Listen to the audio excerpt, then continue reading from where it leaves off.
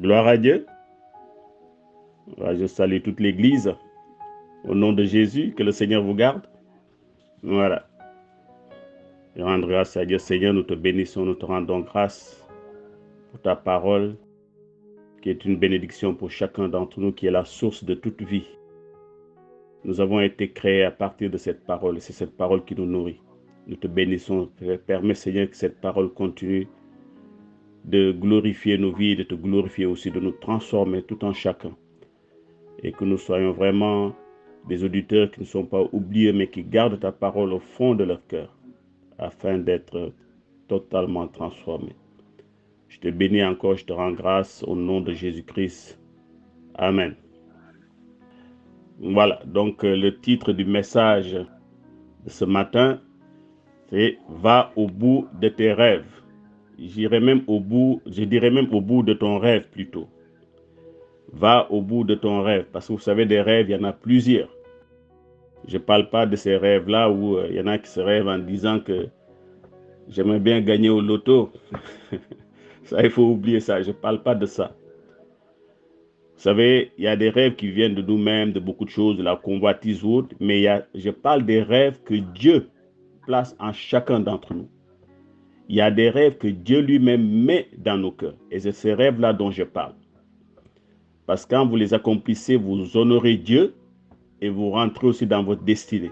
C'est ça dont je veux parler ce matin. Donc nous allons ouvrir nos Bibles donc dans Genèse 37, versets 5 à 10. Donc ça concerne Joseph. Joseph eut un songe et il le raconta à ses frères qui le haïrent encore davantage. Il leur dit : « Écoutez donc ce songe que j'ai eu.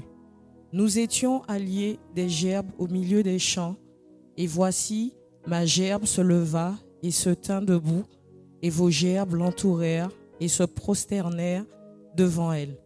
Ses frères lui dirent : « Est-ce que tu régneras sur nous ? Est-ce que tu nous gouverneras ?»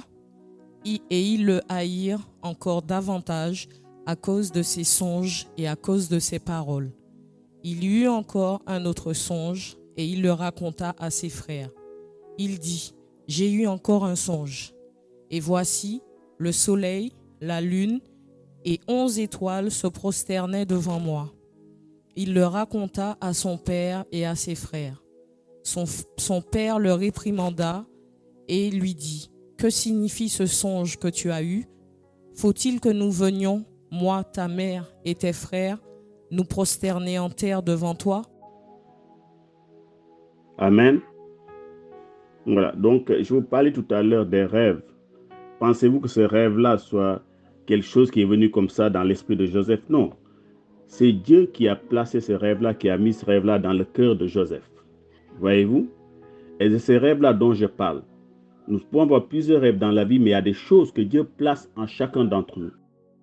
Et si nous regardons bien nos vies, si nous observons nos vies, nous allons voir qu'il y a quelque chose qui est prédominant dans tout ce que nous recherchons dans la vie.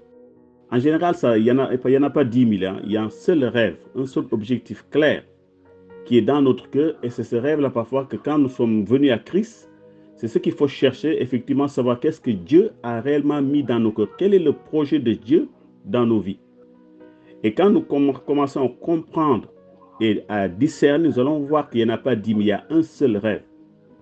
Et parfois, il y a des choses qui peuvent être autour, mais ces choses-là vont concourir à atteindre ce rêve-là uniquement. Et c'est le cas de Joseph aujourd'hui. Dieu va lui montrer quelque chose. Nous savons tous qu'il va se réaliser dans le futur. Mais c'est ce rêve-là, c'est Dieu qui a placé cela en Joseph. Et Joseph était le plus jeune de sa famille. Et parfois, c'est vrai que nous qui sommes parents, ce sont des habitudes que nous avons. Même le monde nous enseigne que c'est souvent l'aîné qui doit s'occuper de la famille. C'est souvent l'aîné qui doit avoir porté un certain projet pour le reste de la famille. Et là, Dieu nous montre que Dieu va mettre ce projet-là sur les épaules de Joseph, qui est le plus jeune. Et nous savons d'où va conduire ce projet plus tard, parce que Dieu lui va donner un rôle de positionnement. Il dominera non seulement sur sa famille, comme l'a dit, comme le monde serait, mais en même temps aussi, il sera la tête de l'Égypte. Mais vous savez que quand Dieu place des rêves en vous, et Dieu quand met quelque chose dans votre cœur, Il y a souvent beaucoup d'obstacles et ce n'est pas facile. Et c'est ces obstacles-là qu'il faut discerner. Il y a deux types d'obstacles que je veux que nous puissions retenir ce dimanche par rapport aux rêves. Il y a deux types d'obstacles. Quand vous arrivez à les dépasser, quand vous arrivez à les franchir, c'est un moment-là où vous pouvez aller jusqu'au bout. Le premier obstacle, c'est souvent ceux qui nous sont proches. La famille, les amis. Quand vous commencez à parler de votre rêve à quelqu'un, de votre ambition à quelqu'un, en général, on parle à ceux qui nous sont proches. On ne va pas prendre celui qui passe dans la rue qu'on ne connaît pas ou le voisin qu'on ne connaît pas pour lui raconter ses projets ou ses rêves. On parle souvent à la famille. Et on voit que les premiers obstacles, c'est souvent la famille. Dans le cas de Joseph ici présent, on voit voir, la Bible nous dit que ses frères, qu'il haïssait déjà, puisque la Bible nous dit avant que c'était le fils préféré de Jacob parce qu'il l'avait eu dans sa vieillesse. Et les frères ne l'aimaient pas déjà parce que c'était le chouchou de papa. Et quand il a eu ce rêve, les premiers obstacles, la Bible nous dit que ses frères le haïrent encore plus, davantage. Ce n'est pas de leur faute. Vous savez, dans chaque famille, il y a des problèmes. Vous pouvez être issus des mêmes parents, mais parfois, il y a des questions de jalousie, il y a des questions de positionnement. Et quand vous parlez de vos rêves, que ce soit des amis ou à la famille, nous qui sommes maintenant en Christ, je pense qu'il faut avoir prendre l'habitude de parler à des gens en qui on a discerné, des gens qui réfléchissent, des gens qui ont la même ambition de nous, des gens qui cherchent à nous pousser, même si ça peut être de la folie, ils vont nous dire « Ah, vas-y, si c'est Dieu qui a mis ça dans ton cœur. » Et on voit ici, c'est le cas de Joseph. Peut-être ses frères vont dire « Mais tu te prends pour qui ?» Et c'est souvent ce que nous entendons quand nous parlons de nos projets ou de nos rêves, mais il se prend pour qui? Il pense qu'il peut réaliser cela. Et il y a souvent des personnes qui peuvent bloquer parce qu'ils ne comprennent pas ce désir, ce feu que Dieu a placé en chacun d'entre nous. Et ça peut pousser au découragement. C'est-à-dire que si nous ne faisons pas un garde, on parle de nos projets et puis dès que quelqu'un nous dit quelque chose, on arrête. On a vu ça plusieurs fois. Combien de fois il y a des gens qui ont plusieurs projets, ils en parlent, et au bout, on ne voit rien parce qu'au bout d'un moment, quand ils en parlent, on leur dit que, mais vous savez, c'est pas la peine d'être parce que c'est trop compliqué ou moi j'ai déjà essayé, ça n'a pas marché. Mais chacun d'entre nous sait ce que Dieu a placé en lui. Et si nous ne prenons pas garde, à force de raconter nos projets à des gens qui n'ont pas de discernement ou des gens qui ne sont pas assez spirituels, je pense que le risque est grand d'être découragé parce qu'on a besoin, quand on parle d'un projet, d'être soutenu. Et si ce n'est pas le cas, souvent, nous avons tendance à relâcher au bout d'un moment parce que on n'y croit plus. Et c'est vrai que c'est assez dangereux parfois de savoir à qui parler et de garder ses projets pour soi ou d'en parler aux gens qui ont certainement vraiment le discernement. Ça peut être aussi la famille, mais aussi ça peut être les amis. Enfin, ce qu'on conseille est des amis. On leur fait part de nos projets, mais peut-être qu'ils n'ont pas la même vision que nous et ils peuvent nous arrêter parce qu'il y a des projets qui sont tellement ambitieux. Parce imaginez si Joseph, qui est le cadet, qui dit à ses grands frères, vous allez être sous ma coupole, vous allez être sous ma domination, c'est difficile à entendre. Et c'est pourquoi il y a certains projets que l'entendement humain ne peut pas accepter. Mais vous savez quel est le projet que Dieu a mis en vous. Et quand vous êtes sûr de ce que Dieu a placé dans votre cœur, il faut savoir franchir ces obstacles-là. Et quel que soit ce que les gens vous disent, il faut tenir. Parce que pour aller jusqu'au bout, il faut tenir. Parce que je peux vous assurer qu'il y a des projets qui vous paraissent fous. Mais fous pour les autres, mais pas pour vous. Et ceux qui s'en sortent dans ce monde, ce sont des personnes qui sont déterminées. Je peux vous assurer qu'ils ont eu des moqueurs et des gens qui se moquaient de des gens qui n'y croyaient pas. Et ils ont tenu. Parce qu'ils savent que Dieu a mis ça dans leur cœur où ils croient en leur projet. Mes amis, nous-mêmes là, depuis que nous sommes nés, chaque année, chacun d'entre nous a un projet. Quels sont ceux qui vont jusqu'au bout ou qui restent sur la même ligne, quels que soient les obstacles? Vous savez, je vous dis, les projets, il n'y en a pas 10 000, il y en a un seul. Et tous les autres petits projets travaillent pour ce grand projet. Vous avez un seul projet. C'est pourquoi je dis, c'est pas au bout, pas de tes rêves, mais de ton rêve. Nous avons un seul projet et il y a des tout petits projets autour qui concourent à ce projet qui est le seul, qui est le projet, qui est le plus grand projet de notre vie. Et parfois, nous relâchons vite. Le découragement, les gens ne nous suivent pas. Mais les gens ne peuvent pas te comprendre. Comment les gens peuvent comprendre Joseph? Comment sa famille peut le comprendre? puisque ce rêve ne vient pas de Joseph, ce rêve vient de Dieu. Je ne parle pas des rêves que vous avez considérés, rêve d'un projet que vous connaissez, que Dieu a mis dans votre cœur. Si vous ne le connaissez pas, ce n'est pas trop tard. Il faut le chercher, dire à Dieu, qu'est-ce que projet tu as mis dans mon cœur? Parce que sinon, on va tourner en rond et rater le projet pour lequel, quand nous sommes venus dans ce monde, Dieu l'a placé déjà dans notre cœur. Il y a un projet que chacun naît avec un projet que Dieu place en lui. Et c'est pourquoi parfois beaucoup de gens pensent qu'ils ont échoué, mais il faut rendre grâce à Dieu parce que quand ce n'est pas le projet que Dieu a mis dans ton cœur, peut-être c'est lui qui met les embûches pour que tu ne rates pas la cible. Et c'est pourquoi il veut te recadrer pour que tu puisses revenir à ce projet-là. Il n'y en a pas 10 000, je peux vous assurer, cherchez. Et il y a des gens, quand je parle, ils commencent à réfléchir en disant, c'est vrai, il y a quelque chose qui a toujours été dans mon cœur, peut-être que je me suis dispersé, c'est le temps de revenir. C'est ce projet-là que Dieu a mis dans nos cœurs. Donc le premier obstacle, comme je disais, ça peut être la famille, ça peut être les amis ou tous ceux qui nous entourent en tout cas. Mais ce projet-là, je pense qu'on peut le franchir. Cet obstacle-là plutôt, je pense qu'on peut le franchir. Je pense que si on est déterminé à ne pas écouter toutes les personnes qui veulent nous bloquer, on peut avancer. Il faut avoir simplement une personnalité, savoir ce que Dieu a mis en nous. Mais il y a un deuxième obstacle lequel je veux insister, et cet obstacle-là ne dépend que de nous. Cet obstacle-là, pour moi, c'est quelque chose qui vient uniquement de nous, c'est nous-mêmes. Cet obstacle, c'est nous-mêmes, ce n'est plus... j'en ai parlé à quelqu'un qui me bloque, c'est un obstacle qui vient de nous-mêmes. C'est le deuxième obstacle. Et c'est des propos, nos propres pensées, des pensées qui viennent de nous, des pensées en disant peut-être que ce n'est pas pour moi. Ce projet-là est trop ambitieux pour moi, je n'y crois pas. Je ne suis pas assez digne, je ne suis pas assez fort. Et nous allons voir dans Juge 6, versets 12 à 15, versets que nous connaissons bien. Il s'agit de Gédéon.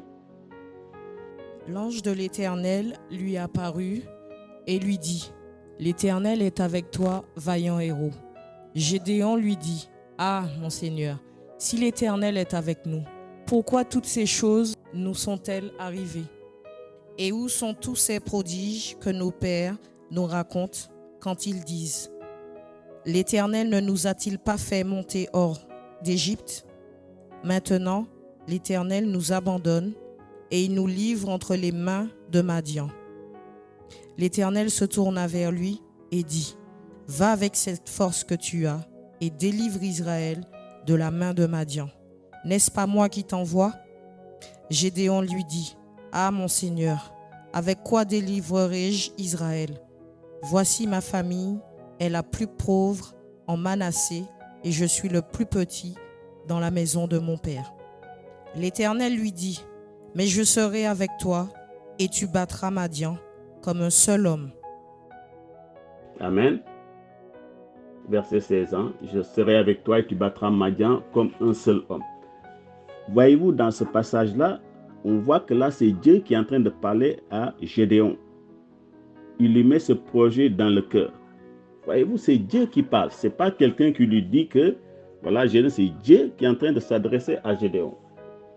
Et voyez-vous, comme ce que je disais tout à l'heure, là, l'obstacle ne vient pas d'ailleurs. C'est déjà au niveau de sa pensée, au niveau de sa mentalité, on voit que Gédéon, déjà, lui se sent incapable. Je suis le plus petit dans la maison de mon père. Combien de fois on entend ces choses-là? Qui suis-je? Est-ce que je suis capable? Non, parce qu'en général, ma famille est pauvre. Je viens d'un quartier où en général les gens ne font pas ce type d'études. Ces choses-là ne sont pas pour moi. C'est quelque chose que nous entendons souvent. Ce n'est pas pour moi ça. C'est trop fort pour moi. Et là, on voit le cas de Gédéon. On pose nos propres limites. Je ne suis pas digne pour cela. Je suis trop faible. Quand je regarde les autres, je ne me sens pas vraiment comme eux. Et c'est ça que le monde nous trompe souvent, surtout quand nous sommes venus à Christ. Peut-être c'est des pensées bien-aimées, on avait des excuses quand nous étions encore dans le monde. Mais une fois qu'on est en Christ, je pense que ces limitations doivent sauter. Ces barrières doivent sauter. Et cela, ça ne dépend que de nous. Ça ne dépend plus de celui qui est dehors, de celui du voisin. Là, ce sont nos propres barrières mentales, des barrières que nous sommes posées nous-mêmes. Je suis le plus petit de la maison de mon Père. Pourquoi, Seigneur, si ces choses-là sont vraies, pourquoi nous souffrons?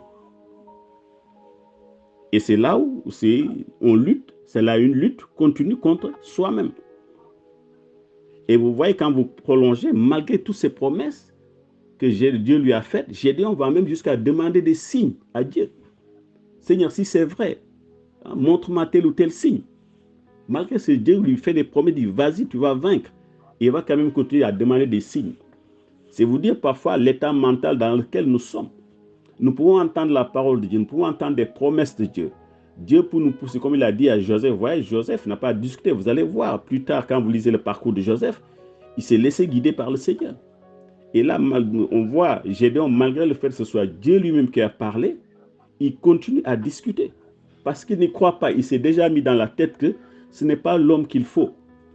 Et c'est pourquoi dans nos propres vies, quelles que soient nos études, il y a des gens qui ont fait de grandes études. Ce n'est pas une question de diplôme, ce n'est pas une question de savoir ce que Dieu a placé en toi. Si tu ne comprends pas cela, tu ne peux pas aller loin parce que dans ta tête, tu t'es déjà fixé des barrières. Tu ne peux pas aller jusqu'au bout de ton rêve parce que tu as déjà dit ce rêve-là, ce n'est pas pour moi. Même si tu es venu en Christ et que tu entends la parole de Dieu, tu vois à l'église, il y a une prophétie, le pasteur a prié. Mais ces luttes-là, le pasteur ne peut rien. C'est à toi d'accepter le projet de Dieu dans ta vie et d'aller de l'avant. On peut t'imposer les mains, faire tout ce qu'on peut. Si tu n'enlèves pas ces barrières-là, tu ne peux pas aller loin. Regardez Gédéon. Dieu lui parle à plusieurs fois. Va, il demande des signes. Il va jusqu'à demander des signes pour que Dieu pour qu'il puisse avancer. Et ce n'est pas ça la solution. Bien-aimés, nous sommes des enfants de Dieu. Nous sommes en Christ. Moi, depuis que je me suis converti, je peux vous assurer qu'il n'y a aucun projet qui me fait peur. Il n'y a aucun chiffre, quels que soient les zéros derrière, qui me font peur. Parce que la Bible déclare que l'or et l'argent appartiennent à notre Dieu. Et je ne vois pas qu'est-ce qui est plus puissant que Dieu sur terre. Ça n'existe pas. Pourquoi nous poser des limites? Parce que, bien aimé, il faut comprendre une chose. L'Esprit de Dieu est plus grand que notre esprit. Mais si l'Esprit de Dieu est plus grand que notre esprit, bien aimé, quel esprit vit en chacun d'entre nous? Dites-moi. La Bible déclare que désormais, ce n'est plus moi qui vis, c'est Christ qui vit en moi. Si Christ vit en moi, dites-moi, qu'est-ce qui peut me faire peur? Qu'est-ce qui peut m'arrêter? Quelles que sont les limites, à part celles que moi-même je me suis fixées? Parce que l'Esprit de Christ est en moi, les seules limites que je me suis fixées, c'est ces limites-là qui vont me bloquer. Ce n'est plus une affaire, parce que l'Esprit de Dieu vit en moi. Et l'Esprit de Dieu, même si mon esprit est limité, l'Esprit de Dieu se substitue à mon esprit pour diriger ma vie et mes projets. Mais encore faut-il que je l'accepte. Il faut qu'à un moment je m'arrête, je dis oui, désormais, c'est Christ qui vit en moi, c'est l'Esprit de Dieu qui vit en moi. Donc la Bible me dit que tout est possible à celui qui croit. Et je crois, je suis un Seigneur, tout est désormais possible. Et c'est cela qui doit me guider désormais. L'Esprit de Dieu n'est pas limité et c'est lui qui vit en moi, c'est l'Esprit de Dieu qui me dirige, qui vit en moi maintenant. Et heureusement, je pense aussi, il y a des solutions. Vous savez, dans la Bible, il y a des personnes qu'on nous montre comme souvent des gens qui ont failli, mais aussi des gens qu'on peut prendre comme exemple. Et comme exemple pour parer à tout ce que je viens de dire, pour nous montrer que c'est possible. Des gens que quand ils regardent à Dieu, ils ne voient plus de limites dans leur vie. Vous savez, quand vous regardez à Dieu, vous ne voyez plus de limites. Et c'est ce que j'appelle cela, il y a des solutions pour moi. Et il y a deux jeunes qui m'ont vraiment impressionné. La parole, c'est David et Néhémie. Quand nous regardons David et Néhémie, on voit des contre-exemples de ce que Gédéon était. On voit que David, c'est le contraire. On va prendre 1 Samuel 17, verset 26. David dit aux hommes qui se trouvaient près de lui, « Que fera-t-on à celui qui tuera ce Philistin et qui ôtera l'opprobre de dessus Israël? Qui est donc ce Philistin, cet incirconcis, pour insulter l'armée du Dieu vivant? » Amen. David dit à cet homme, que fera-t-on à ce Philistin? David arrive devant une situation, il y a où le géant Goliath qui est là, tout le monde tremble. Personne ne peut l'affronter. Et voyez-vous, David, la Bible déclare que David était le plus jeune de la famille. C'était le plus jeune. Et quand David arrive, David n'a pas vu la grandeur de Goliath, de son côté gigantesque. Hein. David demande, que fera-t-on? C'est-à-dire, quelle est la récompense qu'on donnera à celui qui tuera ce géant-là? Mais d'où lui vient cette force? D'où lui vient cette pensée? David, quand on le regarde, David regarde d'abord à l'Éternel, il va le décrire. Il dit, la force que j'ai, moi, me vient de Dieu. Le courage que j'ai me vient de Dieu. L'ambition que j'ai me vient de Dieu. Donc, si Dieu est avec moi, quelle que soit la taille de l'ennemi qui est là, quel que soit l'obstacle qui est là, Dieu est plus grand que lui. Donc, là où les gens voyaient un géant, David voyait que le vrai géant, c'est Dieu, et Dieu est de son côté. Et pourtant, ici, on voit que par rapport à Gédéon, il se disait que le jeune, il ne peut rien faire, mais là, David, c'était le plus jeune. Et voyez-vous encore le rapport par rapport à Joseph, qui était le plus jeune de sa famille. Dieu va porter ce projet-là sur Joseph, de domination. Et là, par rapport à David aussi, David était le plus jeune. Et quand même, vous allez voir, quand vous lisez la Bible, quand vous voyez que Samuel venait chercher quelqu'un pour le oindre comme roi, David n'était pas considéré, parce que c'était le plus jeune.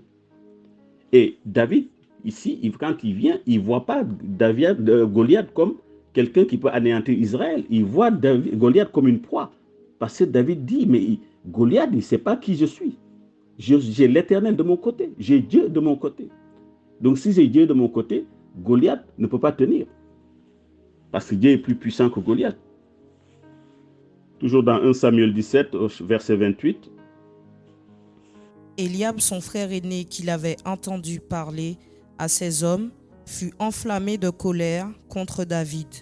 Et il dit, « Pourquoi es-tu descendu et à qui as-tu laissé ce peu de brebis dans le désert? Je connais ton orgueil et la malice de ton cœur. » Amen. Voyez-vous encore ce que je disais? Les premiers obstacles, la famille. Vous vous rendez compte, il y a tout le peuple qui est là. David parle, Saül n'a pas parlé, personne n'a pas parlé. C'est lui qui parle, le premier qui veut se dresser devant lui, le premier qui veut le bloquer, c'est encore la famille. C'est son frère qui parle, qui dit, je connais ton orgueil. Au lieu d'être fier que son petit frère puisse affronter Goliath, non, tout de suite, des reproches. Voyez-vous, c'est pourquoi je dis, la famille, c'est très compliqué parfois. Le premier obstacle qui vient, les proches. Là, il y avait tout le peuple qui était là. Il n'y a pas un soldat qui s'est levé pour essayer de l'arrêter, ou le roi lui-même. Mais c'est son propre frère. Au lieu d'être fier, en disant qu'au moins mon petit frère a eu ce courage-là, non. On voit le frère qui est là, qui veut bloquer tout de suite David. Je connais ton orgueil. Pour lui, c'est juste une histoire d'orgueil. Tu es orgueilleux, pourquoi tu veux faire ça? Je connais ton orgueil. Alors que ça n'avait rien à voir avec l'orgueil. Pour vous dire encore, souvent, les premiers qui veulent vous arrêter, c'est souvent ceux qui sont les plus proches. C'est toujours ceux qui sont les plus proches, qui sont là, qui veulent t'arrêter. Et voyez-vous, c'est comme ça que je vous dis souvent que parfois, c'est souvent l'entourage, la famille. Mais David, lui, par rapport à l'attitude de Gédéon, David n'a même pas besoin d'entendre la parole de Dieu pour que Dieu lui dise de faire quoi que ce soit. Il a expérimenté la puissance de Dieu. Il disait, quand j'étais dans les champs et que l'ours venait, voyez ce que je faisais. Il savait que cette force-là lui venait de Dieu. Et il sait que Dieu était toujours là pour le secourir parce qu'il sait qu'il avait le Seigneur avec lui. C'est ce que nous sommes, c'est ce que nous avons aussi de notre côté. Et si nous regardons les projets de ce monde, les projets que Dieu a placés en chacun d'entre nous, au travers de nos propres forces, au travers de notre propre regard, nous allons échouer. Mais nous allons toujours regarder au travers de Dieu qui a mis ces projets-là en nous. Si nous disons que c'est lui notre Père désormais, si nous disons qu'il vit en chacun d'entre nous, je pense que quand Dieu met un projet dans nos cœurs, nous devons être fiers et dire que ce projet-là, nous allons l'accomplir parce que nous savons que le Seigneur est de notre côté. Et quels que soient les obstacles, quels que soient les obstacles, je nous en prie, nous devons toujours regarder au Seigneur parce que nous savons que c'est lui qui a mis ce rêve-là en chacun d'entre nous. Et c'est cela qui est formidable. Que je l'avais cité parmi les solutions. Alors, Néhémie 2, alors, verset 4. Le roi me dit, « Pourquoi as-tu mauvais visage? Tu n'es pourtant pas malade. Ce ne peut être qu'un chagrin de cœur. » Je fus saisi d'une grande crainte et je répondis au roi, « Que le roi vive éternellement. Comment n'aurais-je pas mauvais visage lorsque la ville où sont les sépulcres de mes pères est détruite et que ses portes sont consumées par le feu. Et le roi me dit, que me demandes-tu? Je prierai le Dieu des cieux. Amen. On voit ici Néhémie dans ce passage que nous connaissons, Jérusalem est détruite. Il n'y a plus rien. La Bible nous dit que Jérusalem est en ruine. Donc, il faut bâtir à nouveau Jérusalem. Et là, Néhémie, vous savez, parfois, vous pouvez être dans toute une génération, un peuple, Dieu se saisit souvent, il y a quelqu'un qui a toujours quelque chose, c'est comme des Jérémies, c'est comme des Néhémie, il y a toujours quelqu'un qui a à cœur le projet de Dieu, quelqu'un qui a à cœur de glorifier son Dieu, et Dieu met cela en lui. Mais Néhémie aussi va rencontrer des obstacles, parce qu'on voit qu'il est abattu, il est triste. Il veut rebâtir Jérusalem, mais avec quels moyens? Mais Dieu lui parle, Dieu le fortifie, dit qu'il peut y aller, il peut le faire. Mais le souci, c'est que lui aussi, il va rencontrer des personnes. Et souvent, avec le pasteur Jean, on en souriait d'ailleurs, on disait toujours qu'il y a les Sambala, les Tobija et les Geshem, les moqueurs. Vous savez, quand vous commencez certains projets, il y a des gens toujours autour de vous qui non seulement vous découragent, mais se moquent de vous. Et ce que je demanderais à lire donc au verset, toujours dans le même chapitre, mais au verset 19. Néhémie 2, verset 19. Sambala le Horonite, Tobija le serviteur, Ammonite et Geshem l'arabe, en ayant été informés, se moquèrent de nous et nous méprisèrent. Ils dirent, que faites-vous là? Vous révoltez-vous contre le roi? Continue verset 20. Et je leur fis cette réponse. Le Dieu des cieux nous donnera le succès. Nous, ses serviteurs, nous nous lèverons et nous bâtirons. Mais vous, vous n'avez ni part, ni droit, ni souvenir dans Jérusalem. Amen. Sambala le Horonite, Tojiba le serviteur ammonite et Geshem l'arabe. Des moqueurs. La Bible nous dit quand vous êtes informés du projet de Néhémie qui veut reconstruire Jérusalem, la Bible, ils se moquèrent d'eux et les méprisèrent. Bien aimé, dans la vie, il y a des gens qui pensent que certains projets ne sont pas pour vous. Il y a des gens qui pensent qu'un certain rang, ce n'est pas pour vous. Donc, ils vous cantonneront toujours à des rôles secondaires à votre place. Ils vont vous dire non, vous, votre travail doit être ça. Ils vont vous mettre dans des cages. Et c'est cela qu'il ne faut pas accepter quand on est en Christ. Je peux vous assurer que non seulement vous devez l'accepter, mais nous devons l'enseigner aussi à nos enfants. Quels que soient les moqueurs, quels que soient les mépris, quand le Seigneur dépose un projet dans ton cœur, sache qu'il n'y a rien qui t'est inaccessible. Moi, je n'accepte pas cela. Il n'y a rien, il n'y a aucun poste dans ce monde, il n'y a aucun projet que tu ne peux pas réaliser si Dieu est de ton côté. Mais si tu regardes les obstacles, je peux vous assurer que toute votre vie, toute notre vie, nous aurons des obstacles. Il y aura des moqueurs, il y aura des Sambala, des Tojiva, il y aura des personnes comme ça, des Tobija plutôt. Ces personnes-là, nous retrouverons toujours dans notre vie, qui se dresseront contre nous, qui nous méprisons, qui se moqueront de nous. Et si nous ne prenons pas garde, on peut lâcher un projet pensant que ça ne vient pas de Dieu, parce que tout simplement, il y a ces personnes-là qui sont là, qui se dressent devant vous, qui sont là pour vous décourager. Et ça, on en rencontre tous les jours. Moi, parfois, quand je regarde les gens, parfois même qui n'ont pas Christ, je loue leur détermination. Quels que soient les obstacles, quand vous lisez leur parcours, vous voyez toujours que c'est un parcours qui a été jalonné de soucis, de problèmes, d'obstacles. Et c'est vrai qu'en général, ils n'en parlent pas. Ils en parlent que quand ils ont fini, quand ils ont réalisé leur projet, peut-être qu'ils vont sortir un livre et dire aussi qu'il y avait tel ou tel obstacle. Mais les obstacles ne doivent pas nous arrêter. Quand Dieu a placé un rêve dans nos cœurs, il faut aller jusqu'au bout. Et je vous ai dit, il y a toujours un rêve qui est majeur. Regardez le parcours de Joseph. Tout à l'heure, le pasteur Jean, en priant, disait que toute chose concourt au bien de ceux qui aiment Dieu. Regardez le projet de Joseph. Joseph, en fait, il n'a pas fait deux rêves. Joseph a fait un seul rêve pour moi. Le rêve que Dieu a mis dans son, c'est un rêve de positionnement, un rêve de domination. Et vous allez voir tout. Le deuxième rêve qu'il fait, c'est tout simple, ça illustre ce que ça devait être, le fait que la famille vienne se prosterner. C'est normal, quand on domine, il y a des gens qui doivent se prosterner. Le deuxième rêve illustre seulement le premier. Et tout ce qui tourne autour de la vie de Joseph, regardez, ses frères vont le vendre aux Ismaélites. Il va aller travailler chez, comment il s'appelle, Potiphar. Il va aller en prison. En fait, toutes ces choses-là contribuent au bien du projet de Joseph. Vous allez voir, je vous donne un exemple. Vous avez un grand projet. Et derrière, vous avez des tout petits projets qui sont simplement là pour alimenter le projet majeur que vous avez.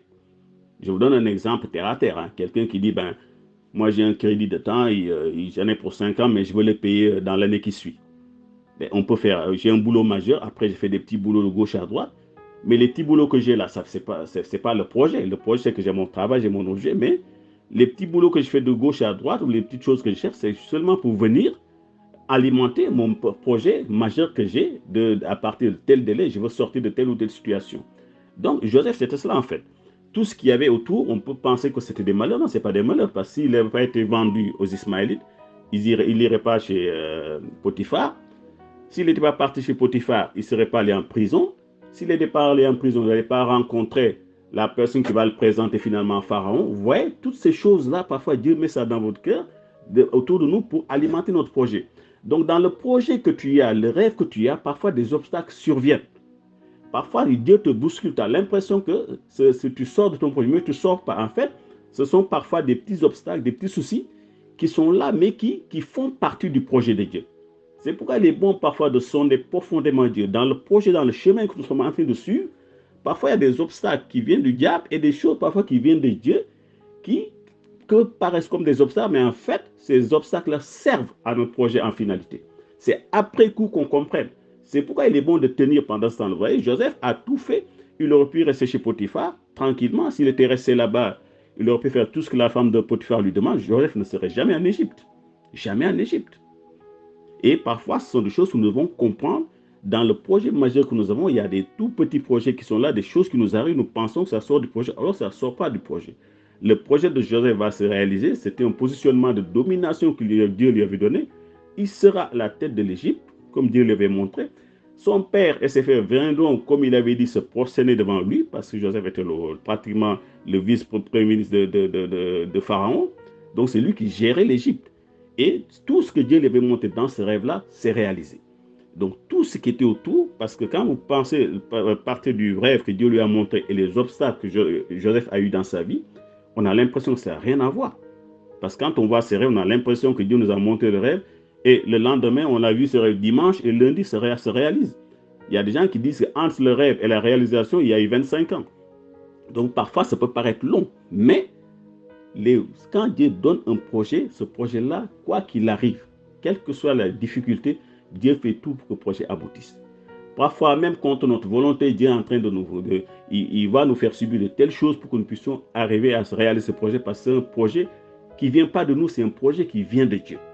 Et quand on a compris cela, on peut comprendre beaucoup de choses. Ce rêve-là venait de Dieu et Joseph, il a réalisé ce rêve dont Dieu avait mis dans son cœur. La question que je me pose ce matin, c'est que chacun d'entre nous, mes bien-aimés, je suis sûr au fond de nous-mêmes que Dieu a placé quelque chose en nous. S'il nous plaît, ce serait vraiment un réel plaisir un jour de se présenter devant notre Seigneur et dire Seigneur, merci. Parce que le rêve que tu avais placé en moi, ce rêve-là, grâce à toi, je l'ai réalisé. Voici, comme Joseph, tu m'as montré ce projet-là, j'ai été jusqu'au bout, quels que soient les obstacles, parce que j'ai cru dès le départ que si tu m'as montré cela, si tu as mis ce rêve dans mon cœur, certainement, quels que soient les obstacles, tu seras toujours de mon côté et tu m'aideras à l'accomplir. Bien-aimés, nous n'avons pas 10 000 projets. Nous avons beaucoup, peut-être déjà la Bible déclare que l'homme a beaucoup de projets. Beaucoup de projets. Mais c'est l'Éternel lui-même. C'est l'Éternel lui-même qui va nous aider à réaliser son projet à lui. Donc, il est bon de s'asseoir, de réfléchir. Au moment où on court, moi j'ai un employé comme ça. Il a chaque jour un projet nouveau. Il vous entend aujourd'hui, vous dites que demain, vous allez vendre des pommes, il veut vendre des pommes aussi. Demain, vous dites non, cette fois-ci, bon, c'est des cacahuètes, il vous suit. Vous savez, il y a des gens comme ça qui ont chaque jour un projet. Leur projet dépend des projets des autres. Bien aimé, le projet de Nathalie, ce n'est pas forcément mon projet. Le projet de Pasteur Jean, ce n'est pas forcément mon projet. Chacun a son projet. Même si Nathalie me dit qu'il a un projet et ça marche, c'est formidable. Et je ne sais pas que je dis tout non, je vais faire comme Nathalie. Non, ce n'est pas ce projet-là que Dieu a mis dans mon cœur. Je peux le faire et je vais échouer. Et voilà, parce que ce n'était pas ce que Dieu avait mis dans mon cœur. Chacun de nous, Dieu a placé quelque chose selon nos capacités. Il connaît nos capacités. Il sait qu'il peut résister à tel obstacle, il sait qu'il peut tenir, il le sait. C'est pourquoi il ne nous donne pas des projets qui nous dépassent. Il y a des projets que Dieu a placés en chacun de nous pour que nous puissions les réaliser avec sa grâce. Donc c'est bien de comprendre, de bien comprendre ce que Dieu a mis dans son cœur. Une fois qu'on est sûr du projet que Dieu a placé en chacun de nous, c'est là il faut être déterminé. C'est là il faut aller jusqu'au bout. C'est là il faut être un Néhémie. C'est là il faut être un David. Aller jusqu'au bout parce que nous savons que l'Éternel est de notre côté. Et c'est ça le plus important. Donc, quand nous devons discerner ce projet-là que Dieu a placé dans nos cœurs, s'il nous plaît, que nous puissions être déterminés, que nous ne puissions pas écouter des moqueurs, des obstacles. Il y en aura toujours sur le chemin. Il n'y a personne qui a un projet dans ce monde-là qui n'a pas eu des obstacles. Et c'est ceux qui ont su surmonter ces obstacles-là qui ont été jusqu'au bout de leur rêve. Et ça, c'est important. Ce serait triste de vivre toute cette vie bien-aimée et de se retrouver dans sa vieillesse en disant que je n'ai pas réalisé le projet que Dieu avait placé dans mon cœur. Même s'il n'y en a qu'un seul, même s'il est un tout petit, il faut que je le réalise parce que c'est glorifier Dieu aussi que de réaliser le rêve qu'il a placé en chacun d'entre nous. Je pense que c'est une façon de l'honorer, une façon de le glorifier. Seigneur, j'ai senti que ce projet-là, tu l'as mis dans mon cœur parce qu'à chaque fois que je me lève, j'ai beau faire beaucoup de choses, c'est cela qui me revient à chaque fois. Donc certainement, c'est ce projet-là que tu as mis dans mon cœur. Seigneur, aide-moi à tenir, à aller jusqu'au bout. Comme ça, un jour, quand je serai devant Dieu, Seigneur, voici, tu as mis tel projet dans mon cœur, je l'ai réalisé avec ta grâce. Parce que je pense aujourd'hui, Joseph, on en parle jusqu'aujourd'hui. Jusqu'à quand on parle même d'Israël aujourd'hui, on rend beaucoup de choses, on doit beaucoup à Joseph, qui a pu tenir. N'oublions pas que l'Égypte, à l'époque, c'était la première puissance mondiale. Et pour un étranger, être à la tête d'une puissance comme l'Égypte à l'époque, c'est comme si vous prenez, je ne sais pas moi, quelqu'un qui vit aujourd'hui, qui est à la tête des États-Unis, qui n'est même pas américain. Ce n'est même pas quelqu'un qui est naturalisé américain, c'est un étranger qui est venu. Vous voyez comment la puissance de Dieu est grande. Comment Dieu peut convaincre Pharaon qu'un étranger puisse venir diriger l'Égypte. Lui qui est Pharaon, on connaît l'orgueil de l'homme. Et vous voyez que ce projet-là n'est pas le projet de Joseph. Parce que si c'était le projet de Joseph, il n'arriverait pas en Égypte. Donc on voit que c'est Dieu qui a toujours été avec Joseph jusqu'au bout, qui a pu convaincre un Pharaon pour que Joseph puisse diriger l'Égypte. Et vous avez vu toutes les péripéties par lesquelles Joseph est passé. Bien aimé, ça doit être un enseignement pour chacun d'entre nous. N'abandonnez pas le rêve que Dieu a mis en vous. Ne l'abandonnez pas, s'il vous plaît. Quelle que soit la dureté, quels que soient les obstacles, tenez. Parce qu'il est avec vous, il est avec nous, il nous dirige chaque jour. Voilà, en gros, le message que j'avais pour nous ce matin, que Dieu a placé dans mon cœur, que nous puissions avancer, nous puissions tenir. Amen. Et Dieu vous bénisse. Amen.